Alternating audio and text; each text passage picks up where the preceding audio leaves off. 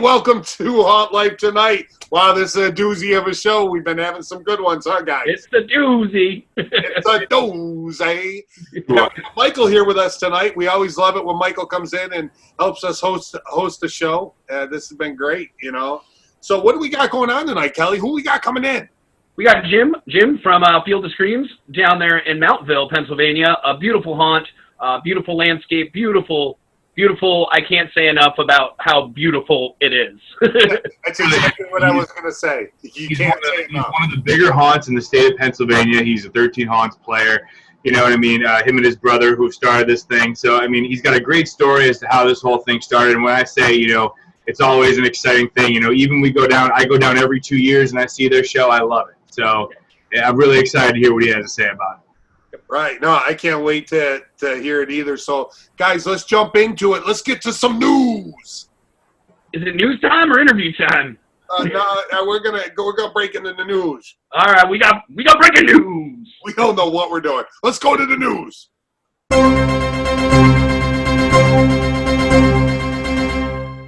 We got some news, folks. First off, Kelly has been replaced with a picture of a clown. Typical. Very, very typical. You know, it's amazing. I loved it last week when Hunter came in, just out of nowhere. Kelly got up and went to get a drink or something. We're interviewing Pat, and Hunter just came in, sat down. He's eating some food, kind of just looking at the camera, and then he takes off. So, Michael, we got some news. I mean, God, we got the commerce area ready for this year. All the haunts have been done other than the lift work. And this Monday, we got our lift, so we can start putting pumpkins in the air. And I know everybody's waiting for it, but the disco ball is going up. Yep, lift week is a huge week for us. You know what I mean? We get the big 60-foot lift, and you know we do a lot of questionable things with it. You know, in some regards, but we always respect where we have it from, and we take care of it. And but it's not easy putting those pumpkins up there. It's not easy hanging the disco ball. It's not easy doing the spider webs either. And at times, I actually consider that the scariest portion of the year for me, of the season for me, is getting them up and taking them down. Yeah, I mean, it's amazing, how we've looked at the entire haunt, and we just dimensionally, we've gone everywhere. And now we got a new altered dimension of delirium that's going to be rocking people this year. So excited. Ticket sales have been up for a week. Folks, Get your tickets. I'm telling you, make sure you're getting there early. Get in the parking lot. We are running one parking lot this year. That's how we're governing how many people are going to be on that mountain. We are not going to have 3 parking lots going. So, you're going to have to come back if you're not there and the parking lot's full. Exactly. You have to come back. Big deal. We've been getting a lot of messages on social media after I put that post up. We had such a great reaction to the post of the pumpkins as we were putting the base layer of pumpkins up this year. So many people messaging, what's going on? Are there BOGOs? Are there coupons? Are there this? Are there that? Guys, as of right now, the answer is no.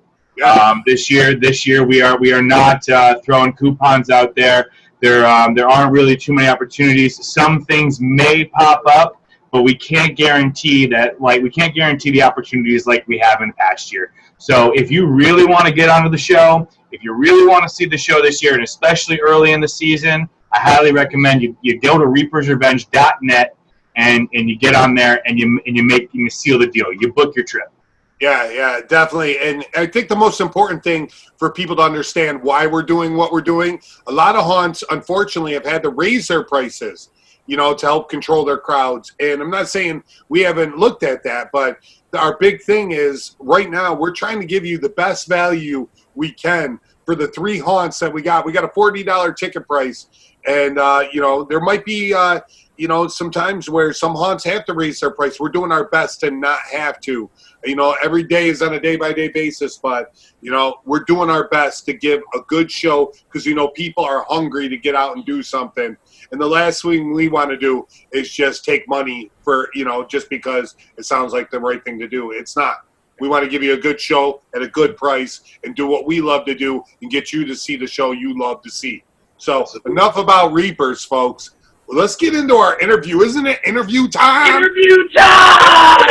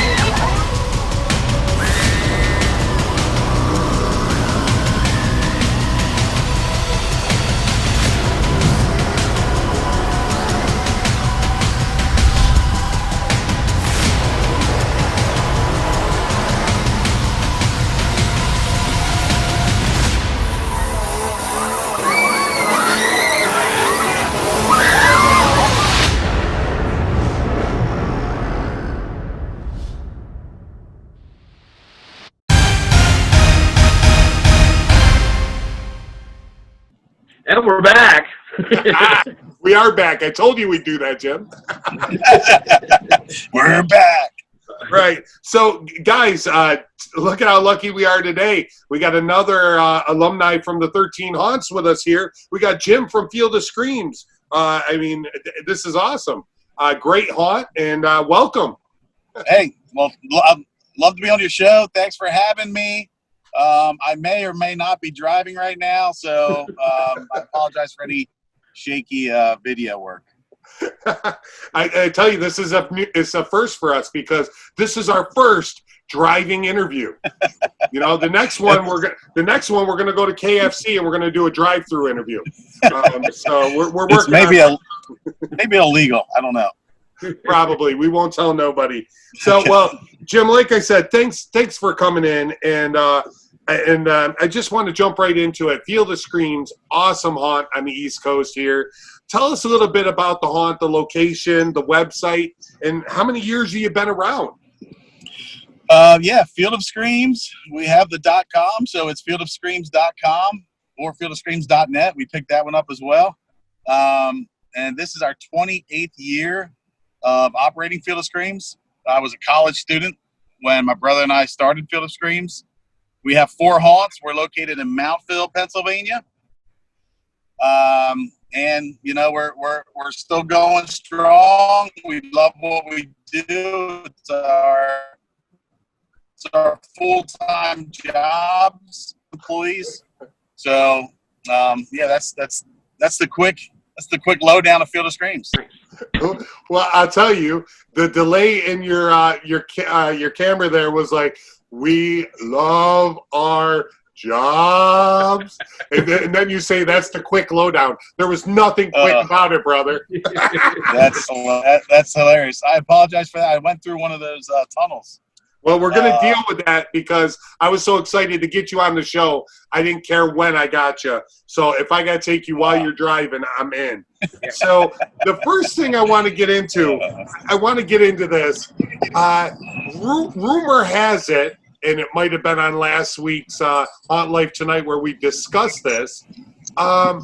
Somebody else had the name Field of Screams in the beginning. I mean, just fill us in your take on how that all went down. Yeah, that was interesting. So it was 1993 that my brother and I came up with the Field of Screams idea and took our family farm, got one of our hay wagons and a tractor, mowed down a path in the cornfield, grabbed a couple buddies and a couple cheap masks from, it wasn't even Party City back then. It was like Spencer's, I think. And a couple of our buddies, I was at Millersville University. I was on the wrestling team, so it was a bunch of the wrestlers. I grabbed those dudes. I'm like, hey man, let's scare people, and you know, they came out. So we had a couple years of Field of Screams under our belt, and then we saw another Field of Screams being advertised, real local. So we found out it was in Reading, and we sent this guy a letter saying, hey, we're Field of Screams, not you. You got to change your name. He sent a letter back and said, hey, tough crap, dude, I've been Field of Screams since 1994, man. You got to change your name. So we showed that to our lawyers, and our lawyers were like, well, you were using it in 93 with trademark law. First in use is like first in right to use it. So we sent him a letter back saying, yeah, we used it in 94, but we started in 93. So again, you got to change your name. So the letter we got back from him, he said, my new name's Shocktoberfest. and now, you know, I would consider Pat, the owner of Shocktoberfest, one of my closest friends. Inside in the industry and outside the industry. He's a good guy. Yeah, without a doubt. I mean, our interview with him last week, as I was telling you, you could just listen to that guy for, you know, I mean, hours. I mean, Kelly and I got done with the interview and we're like, we don't want to stop hearing what he has to say. I mean, just the bizarre things that he got into with the Naked and Afraid and everything. It was greip. You know, really one of the best interviews. One of the better interviews that we've done this entire run of shows. It's really good. I can believe it 100%. If I just want to hang out with him, like, you know, as often as I can, because he is so entertaining. He always has a story. The way he delivers it, yeah, he's, you know, I sound like I'm in love with him, but I'm not. But he is funny. Prove it. Well, It's a bromance. well, I just want everybody to know that, even though Shocktoberfest did get on episode 29, Field of Screams, the original Field of Screams, got on episode 30. Boom! Yes. You got him by a number. I love it. Good. I love it. So that I just had to bring up that story because when Pat told us last week, I was dying. I was like, "Oh, this is something I did not know." So thanks for filling in you and your brother Gene's side of things. So yeah. Well, when you're around for 28 years, there's a lot of stuff happens. Right. Well, speaking of Gene, I want to get to the 13 haunts and everything you guys do. Very instrumental from the beginning with the 13 haunts. We're going to get to that, but Gene used to be a board member. Was he vice president on Haunted Attraction Association? Yeah, we've done a lot with the industry, just outside of Field of Screams. And Gene was the vice president for, I think it was like a 4-year term for HAA. Yep. Gene was the vice president there, served his term for the association. And aside from that, we worked very closely with, we're in Pennsylvania, so with the Pennsylvania Department of Agriculture in developing the whole inspectors licensing for haunted attractions. Because, maybe 12 years ago, there was zero regulations for haunted attractions. And the Department of Ag came to a couple of us and said, "Hey, what are these things? Like, can you help us develop this as part of our inspection program for amusement rides?" And so we worked close with Joe and his team up there at the state level. So we've done a lot, outside just Field of Screams, just within the industry. Right. Now, did you work with Randy on that stuff for the hayride and everything? Yeah, we worked with Randy on that as well, and then most recently we worked with the ASTM standards with Randy and a bunch of other Niles Haunted House out in Michigan. Yep. We worked with them on the ASTM standards for safe operation of hayrides, because ironically enough, hayrides do not fall under the PA Department of Agriculture, umbrella. They only regulate the haunted houses, so it's kind of seem right, but so the hayrides, we needed a standard of operating, especially after the few accidents years back that happened across the country. We wanted to get something on paper that kind of gave people an idea of how to operate a hayride safely. Right. Well, I know from Reaper's end, we paid attention to what you and Randy have been doing. And the first thing, I got way back at the beginning of the year, probably even towards the end of last year, I think was something, the new hay law or the hayride laws that were put out. That was the first thing we implemented to make sure everything you guys were putting out there was continued to be shared across our industry. So thank you for that. Yeah, I mean, that's the main thing is, we want people to have a good time, but ultimately we need to be safe. Whether it's this year or any year, it's the worst thing that can happen to our industry is a terrible accident.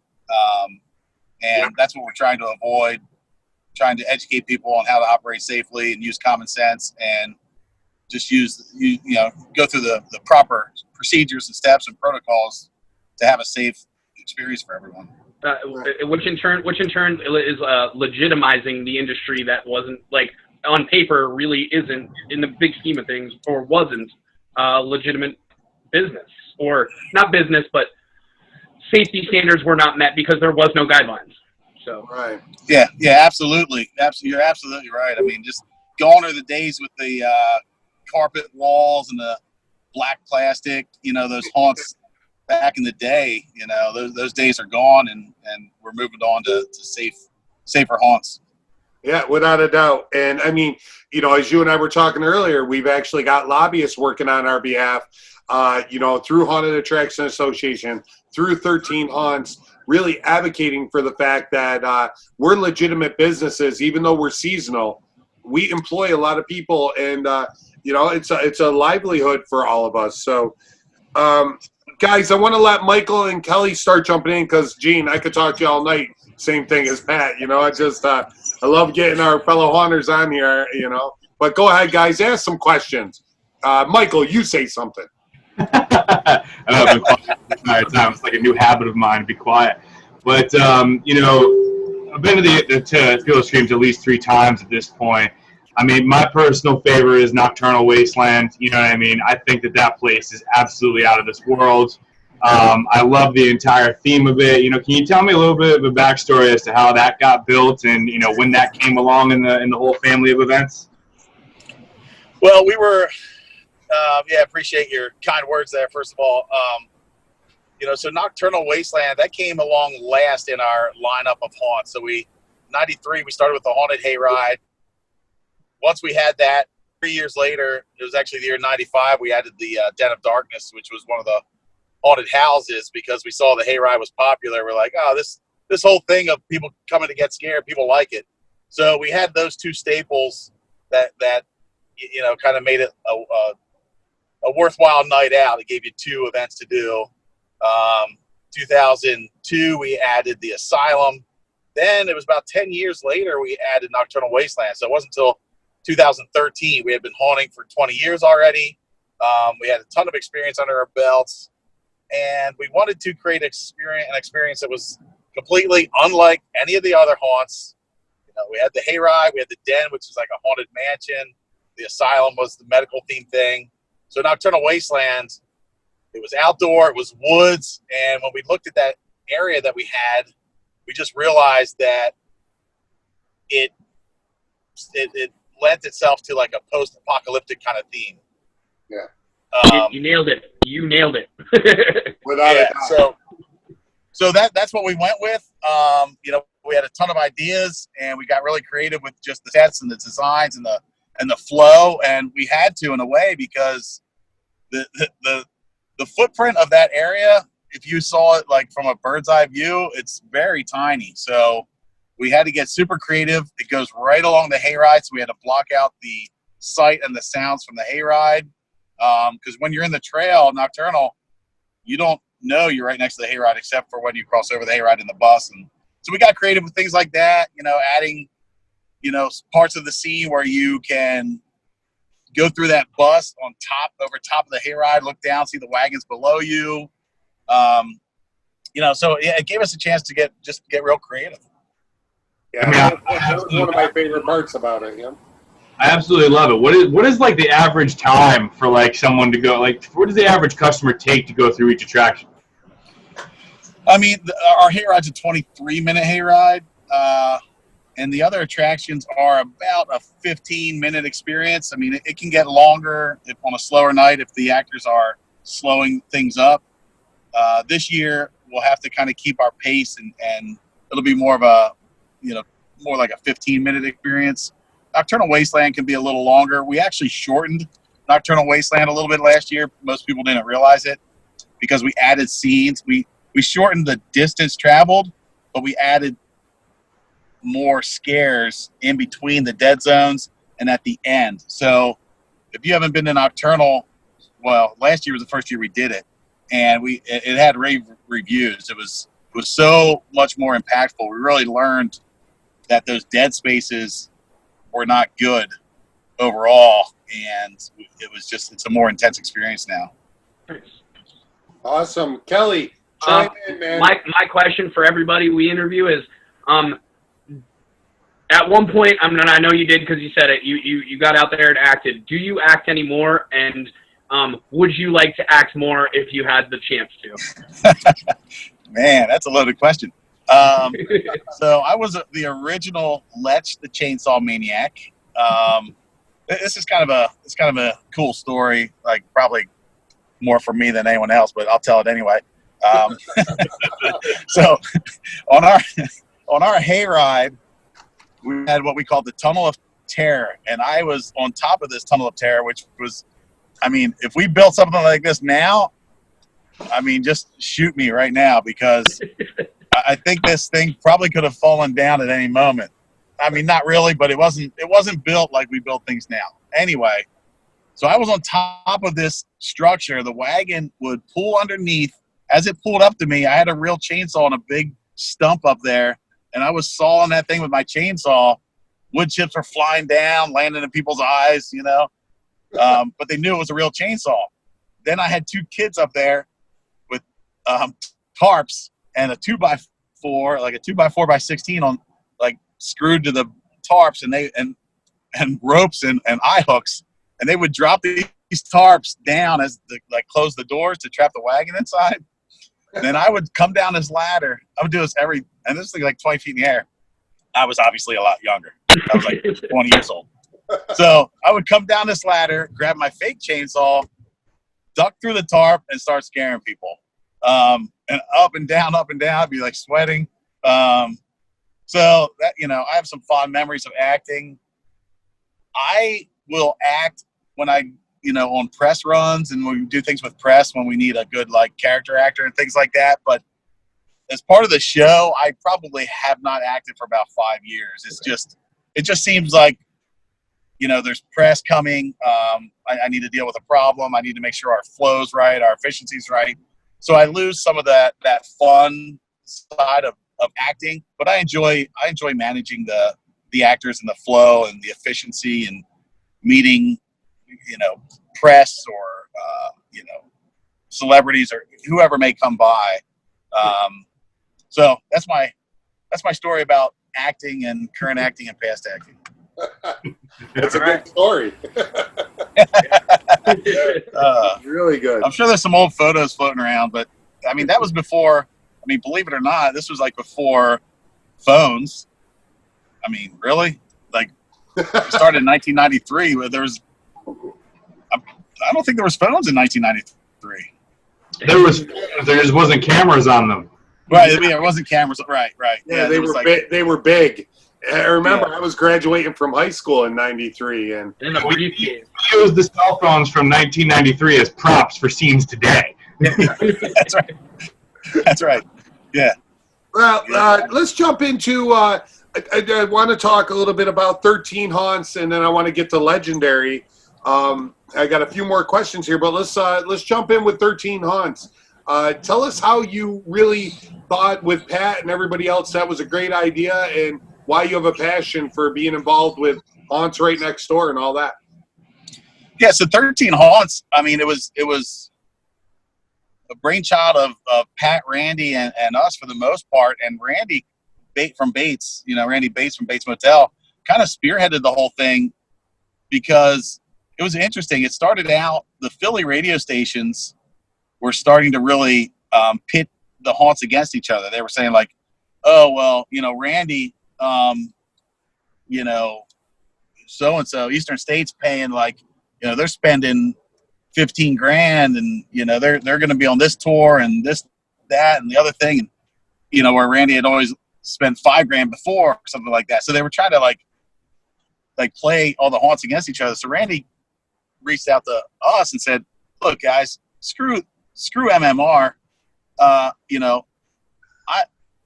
We can collectively band together and screw them, basically. So that's what we did. We cut our, Randy dropped his radio significantly, and we all pitched in. And as a 13 Haunts group, we collectively advertised, these are the 13 haunts. These are the main haunts to see. These are the professional ones. These are the ones that are being safe, etc. And that's kind of how it was born. At one point, we did a haunt hopper pass where you could visit all the haunts, or 4 of the 13.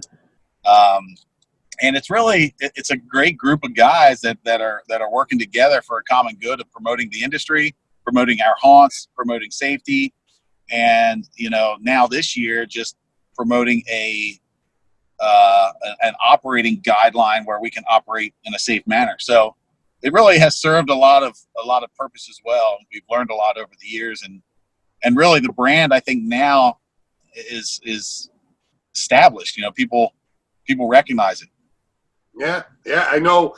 When we were able to get, I think this will be our 4th year, 3rd or 4th year, I can't remember. But you guys were kind enough to unanimously vote Reapers in, and we've been excited since then. Great group of guys. Great advocacy, and mainly I wanted to bring it up because I wanted to see if you told the same story as Pat, and you nailed it word for word. Scoot over. Really? It was awesome. Kelly and I were laughing because Pat said the same thing. Randy had a brainchild, and it was awesome. And I think a month ago, Randy probably said the same thing when we interviewed him a month ago. So, all right. So, guys, I got two more things on here. We got Jim frozen up there. We'll see if he comes back. But, basically, guys, while Jim's frozen, he moved to a different screen. But it doesn't matter. We'll get Jim back in a second here. I know I want to talk to him about Legendary. Did I drop you? I can hear you. Oh, now. crap. Am I right? Am I coming back? Back? Yes, he came back. Okay. These are the best. Look at he's like a magician too. He could stop himself. Oh, now he's gone. Shit. He's back. What the hell? And now everybody moved around on the screen. This is great. This is why HBO, this is the reason right here that HBO is picking up this talk show. I got abducted. Hey, something else. So Jim, while we got you with you, I want to talk to you just about Legendary Haunt Tour. We had the pleasure 4 years ago of being opening night act on Legendary Haunt Tour. And just tell us about it. We had a great time coming to your show. Tell us how that experience was, having other haunters come in. And did he freeze up again? Yep. Oh, he froze up just at the perfect time. Look at his face right now. Oh, now he's back. Oh. Go back to the frozen. Come on, please. Oh, this is good. This is great television right here. I love it. Sorry, guys. Sorry, I apologize. It's all good. I'm gonna be, I think, good here for a little while. All right. Well, let's jump into two things. I want you to tell us how you feel the nonlinear haunt works for you guys, having a nonlinear setup, and what you think the advantages of a haunt of that style is. And then we'll get into Legendary Haunt Tour, what that experience was like for you and your haunt and your brother and your haunt family. Okay, great. The linear haunt question, a linear versus nonlinear haunt, there's definitely pros and cons both ways. But for us, we love the fact, except for the reasons that we don't love it, we love the fact that we're nonlinear. From a customer experience standpoint, I think it's best for a customer if a haunt is nonlinear. It gives them we're Americans. We like freedom. We like to do what we want to do when we want to do it. If I want to do the hayride first, I can do it. If I want to do the hayride last, I can do it. If I want to, do the den and then get something to eat and then do the asylum, whatever. It gives us the options of doing whatever we want and how we want it. So for that reason alone, and it gives people the opportunity to buy food more often, buy souvenirs more often, listen to the band, the entertainment that we have, whatever it may be. It gives the customer a better customer experience overall. I would definitely agree. It definitely stimulates a whole lot more, on property transactions as far as like food, entertainment, and merchandise, all that stuff too. Are you guys concerned about that freedom, with the upcoming, the way you guys are going to be handling crowds and stuff like that? We discussed that, and that's an option that if we have to go linear, we'll go linear. What we've learned, what we've experienced is that it doesn't necessarily matter if, right now, this year for us, people are going to have to purchase online. They have to choose an arrival time. That we feel is going to self-regulate it, throughout the night. If the hayride line's long, they're going to go to the den. No line, I should kind of rephrase that, because it's not like we're going to have long lines because we're only limiting the number of people there. But if the hayride line is longer than the den line, they're going to naturally flow to the den. They're going to still be on the property the same amount of time, 2 hours. They're going to go through the haunts. They're going to eat. They're going to leave. Most people don't want to just hang out all night and watch people, or hang out all night and watch the band. You know, a 2-hour experience on a regular night when they're going to go through the haunts, they're going to grab something to eat, they're going to watch the band, they're going to play a couple games, they're going to buy something at the screen shop. 2 hours, 2.5 hours, they're going to be there that long no matter what, whether we force them to be linear or whether we allow them to just flow. That's what we've experienced in the past. There's no reason to think it would be any different this year. We're going to try that. At the beginning of the year, it's slow, obviously. As we all know, it's slower in September. We'll get a good handle of how is this working? How do we need to tweak it for the busy weekend? So it's going to be a little bit of a learning process, but like you guys and other haunts that have been operating for a while, we know what our customers do. We know our operation. We know how to adjust things. We know how to tweak the haunts themselves, customer flow, parking lot flow. We have it all under control. We put in a huge surveillance system 2 years ago now that from one area we can see almost every square inch of the property from an actor standpoint and from a customer flow standpoint. So we have the opportunity to be super efficient and react to any inefficiency we see. If there's a hang up, a hold up somewhere, we are monitoring it all the time, every second, and we can immediately react, call on the radio, hey, there's a hold up in the bus and nocturnal. What's going on? And then we find out, the actor's laying across the pathway scaring people. Well, all right, guys, that can't happen. We need to keep the flow moving. Whatever it is, we can react. So that's kind of a long answer to your question. It was a good answer. I'll say this. It was a really, really good answer. Yeah. Yeah, I'll say this. If you've never been to Field of Screams, they have one of the most beautiful. I just lost my audio. Of any haunt I've ever been to. Well, I'm getting dizzy watching him move around, Jim. Crap. Hang on. Well, Kelly, while Jim's figuring out, you were giving him some kudos for everything. Tell people why they want to see Field of Screams. I mean, not just because the common area is beautiful. Honest to goodness, Nocturnal Wasteland, the Den. I've never. There's a lot of original ideas. There's stuff there. There's tricks and treats for everyone. I mean, it's really there's some stuff that you're not going to see at any other haunt, and they've got it. They took a bunch of scrap, good scrap, by the way, and they placed it in just the right way to make the most beautiful attraction I'm pretty sure that I've ever seen that we haven't built. Very good point. Yeah, thanks. And that's I'll touch on that just a little bit. I mean, that for Field of Screams, we like to think that we are very unique from a haunt standpoint. I mean, our hayride, the amount of money that we actually dump into the hayride scenes, we try to really go above and beyond. And the Den of Darkness, I mean, this is our family farm growing up. This is the Den of Darkness. We used to store our straw in there. We used to raise chickens in the third floor. I mean, like, we used to have sheep in the one area and ducks in the other area. I mean, this is an old barn that we have converted into a haunted house. The asylum as well, like the basement of the asylum. When I was a kid, my dad used to send me down there. It was our potato cells, the basement in the asylum.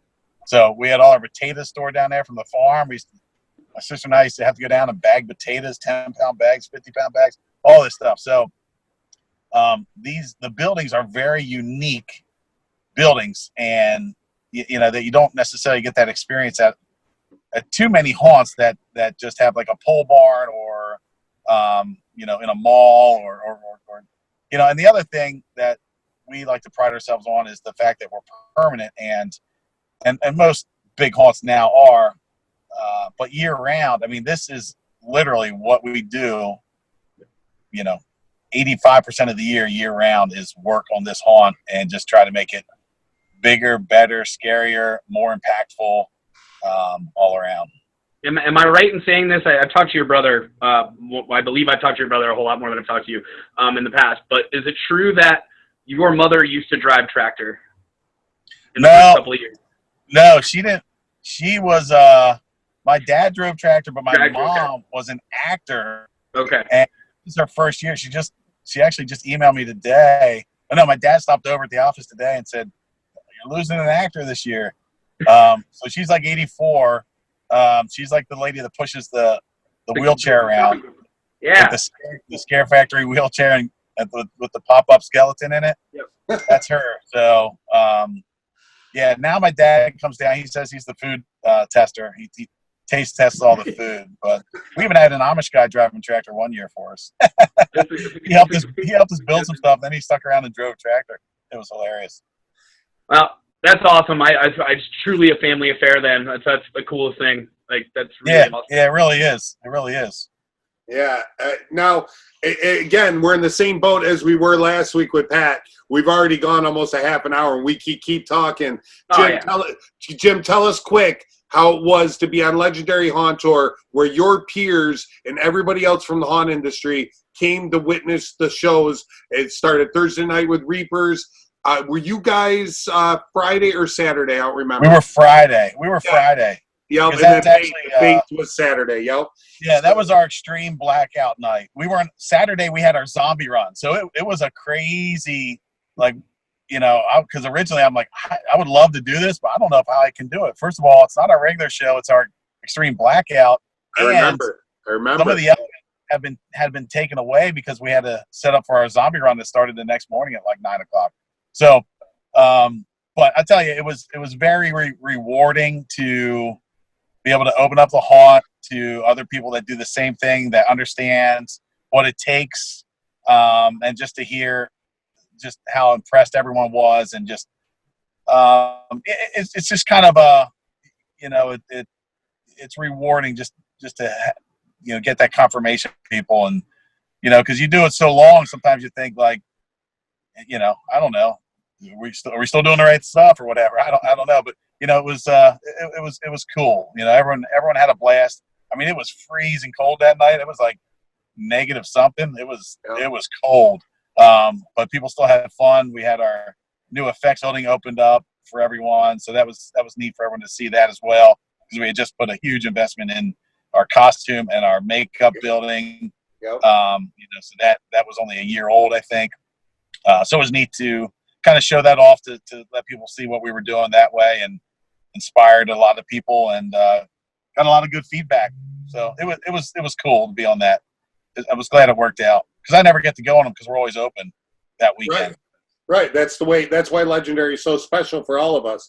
And I know with us getting our show done that Thursday night, we were able to come and enjoy you guys on Friday and then Bates on Saturday. And we had a blast. I mean, it was like back-to-back nights of going and seeing haunts. And I don't remember much from our Thursday night because it seemed like we had booze at every turn. It happened like that. It happened for real. It was a whirlwind. The whole deal. The whole evening was a whirlwind. Yeah, it was a great tour. Well, listen, guys. I mean, I think this interview is officially gone longer than the Pat Kanapowski interview. So that means you are the original Field of Screams, the only Field of Screams. I don't care what Shocktoberfest got to say. You hear what I'm saying? Hey, I love to beat Pat. Whatever I do, as long as I beat Pat, my life is fulfilled. You got it tonight. So, hey, bro, thanks so much for a great interview. Thank you very much. And we'll see you soon, my friend. I just got people pointing to my truck, waving. They're like, "Feel the screams, feel the screams." They're like pointing, slowing down. But anyway, all right, man. Thanks for having me on. Appreciate it. You got it, brother. Bye-bye. See ya.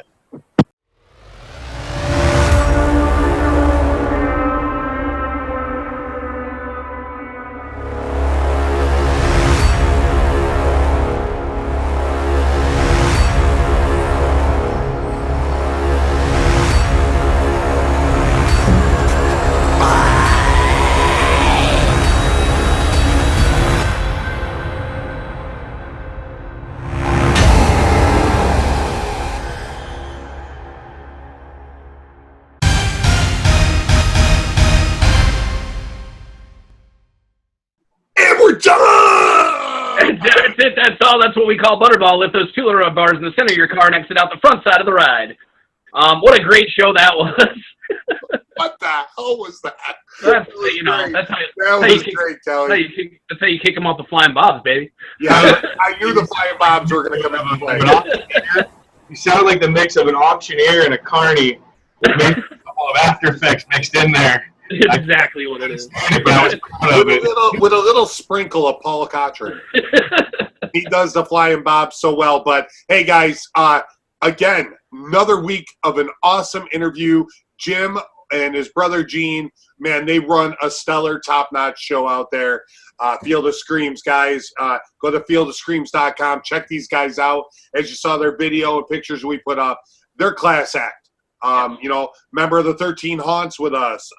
Always been involved, advocating for the industry. It's crazy that these guys are the real deal. Make sure you go see them. I got nothing else to say, but boom! The next episode will be number 31. We've got really big ideas. I've got really big ideas for how we're going to see episode 31 come to life. We'll see you then. Can't wait to see what you're up to. All right. Peace out, folks. We'll see you soon. Haunt Life out.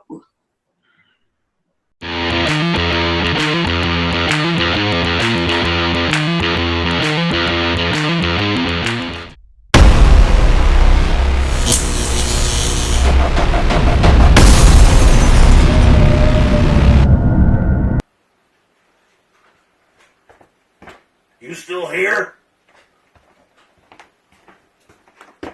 It's over. Go home. Go. And get off my lawn.